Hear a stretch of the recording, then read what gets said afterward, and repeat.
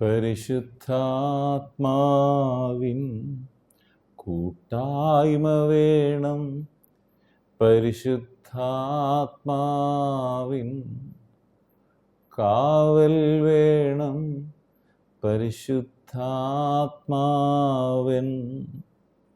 കൂടെ വേണം. പരിശുദ്ധാത്മാവേ,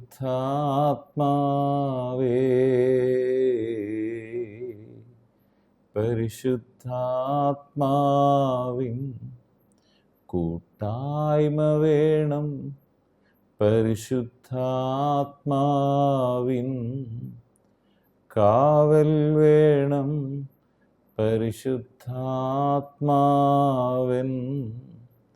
കൂടെ വേണം. പരിശുദ്ധാത്മാവേ,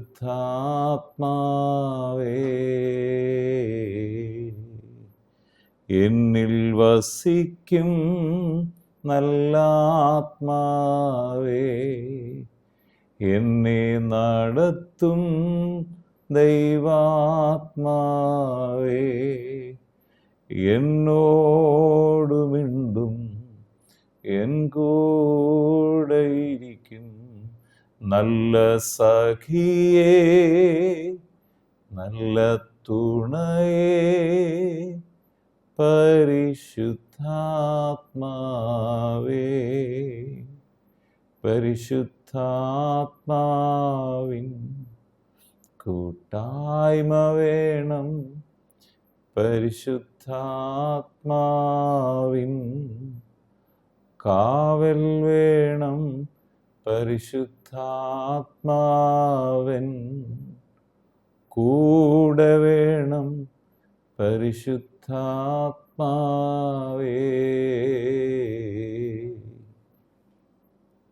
വീണ്ടും വരുന്ന യേശു ക്രിസ്തുവിൻ നാമത്തിലുള്ള സ്നേഹവന്ദനങ്ങളെ എല്ലാ പ്രിയപ്പെട്ടവരെ ഈ സമയത്ത് അറിയിക്കുന്നു. ഉൽപ്പത്തി പുസ്തകം 28-15 വാക്യം ലാസ്റ്റ് ഭാഗം ഇങ്ങനെ പറയാണ്: ഞാൻ നിന്നെ കൈവിടാതെ നിന്നോട് അരുളി ചെയ്തത് നിവർത്തിക്കും. ഞാൻ നിന്നെ കൈവിടാതെ നിന്നോട് അരുളി ചെയ്തത് നിവർത്തിക്കും. ഇന്ന് എന്നെ കേൾക്കുന്ന പ്രിയ ദൈവമക്കളെ, കർത്താവിൻ്റെ വാഗ്ദത്തങ്ങൾ, വാക്കുകൾ മാറുന്നില്ല. ആകാശം മാറിയാലും ഭൂമി മാറിയാലും, നമ്മുടെ പ്രിയപ്പെട്ടവരൊക്കെ വാക്ക് പറഞ്ഞ് പല കാര്യങ്ങളിൽ മാറി നിന്നിട്ടുണ്ടാകാം. എന്നാൽ കർത്താവ് ഒരിക്കലും വാക്കു മാറുന്ന കർത്താവല്ല.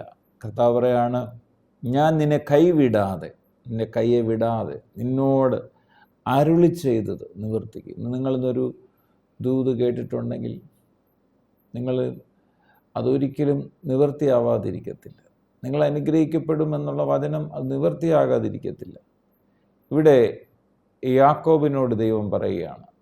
എന്നാൽ ഇവിടെ 10 വാക്യം മുതൽ, എന്നാൽ യാക്കോബ് ബേർഷെബയിൽ നിന്ന് പുറപ്പെട്ട് ഹാരാനിലേക്ക് പോയി. അവൻ അവിടെ ഒരു സ്ഥലത്ത് എത്തിയപ്പോൾ സൂര്യൻ അസ്തമിക്കുക കൊണ്ട് അവിടെ രാപാർത്തു.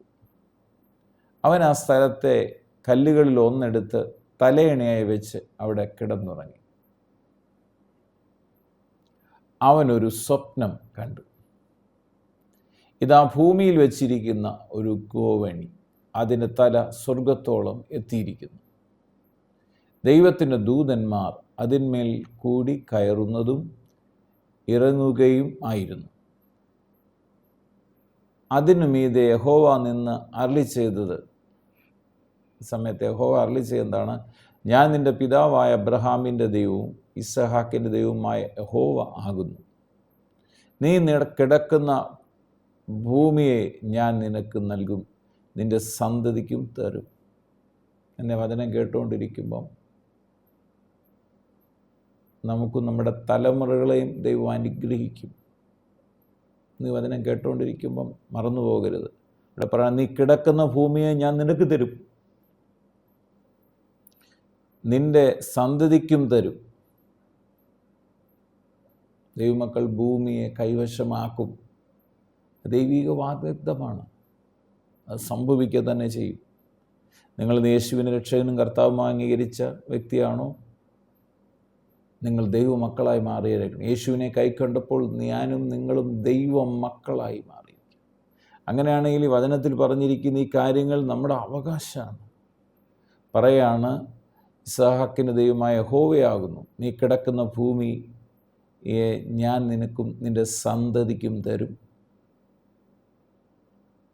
എന്നിട്ട് പറയാം, നിൻ്റെ സന്തതി ഭൂമിയിലെ പൊടി പോലെ ആകും. നീ പടിഞ്ഞാറോട്ടും കിഴക്കോട്ടും വടക്കോട്ടും തെക്കോട്ടും പരക്കും. പറഞ്ഞാൽ അതിരുകൾ വിസ്താരമാവും. വചനം കേട്ടുകൊണ്ടിരിക്കും, മറക്കരുത്, നിങ്ങളെ കർത്താവ് അനുഗ്രഹിക്കും. അതിരുകളെ വിസ്താരമാക്കും. കിഴക്കോട്ടും വടക്കോട്ടും തെക്കോട്ടും ഒക്കെ നിങ്ങളും പകരും. എന്നിട്ട് പറയാണ്, നീ മുഖാന്തരവും നിൻ്റെ സന്തതി മുഖാന്തരവും. യേശുവിനെ സ്വീകരിച്ചൊരു മുഖാന്തരം, അവരുടെ സന്തതികൾ മുഖാന്തരം. ഇങ്ങനൊരു വചനമുണ്ട്, കർത്താവായ യേശുവിൽ ഒരാൾ വിശ്വസിച്ചാൽ നീ നിൻ്റെ കുടുംബവും കൂടെ രക്ഷ പ്രാപിക്കും. നിങ്ങളുടെ ദൈവ പൈതലാണോ, യേശുവിനെ രക്ഷകനും കർത്താവും അംഗീകരിച്ചവരാണോ, നിങ്ങൾ മുഖാന്തരം ഭൂമിയിലെ സകല വംശങ്ങളും അനുഗ്രഹിക്കപ്പെടും.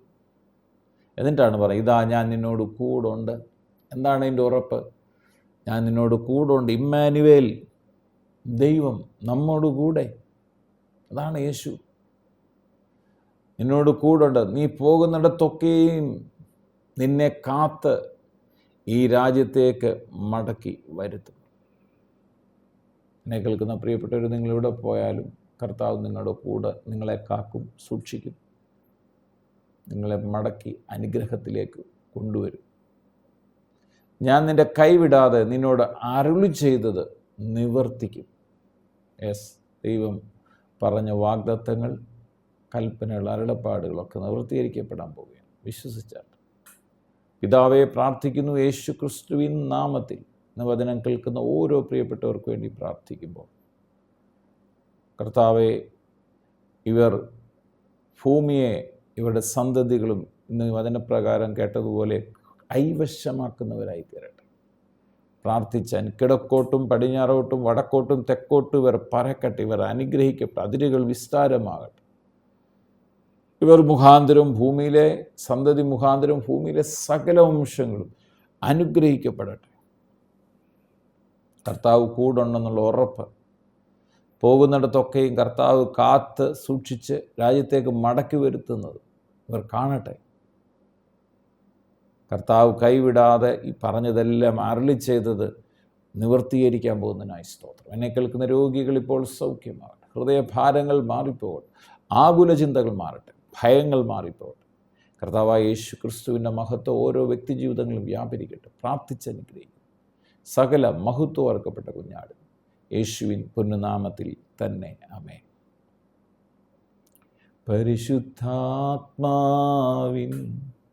കൂട്ടായ്മ വേണം. പരിശുദ്ധാത്മാവിൻ കാവൽ വേണം. പരിശുദ്ധാത്മാവൻ കൂടെ വേണം. പരിശുദ്ധാത്മാവേ,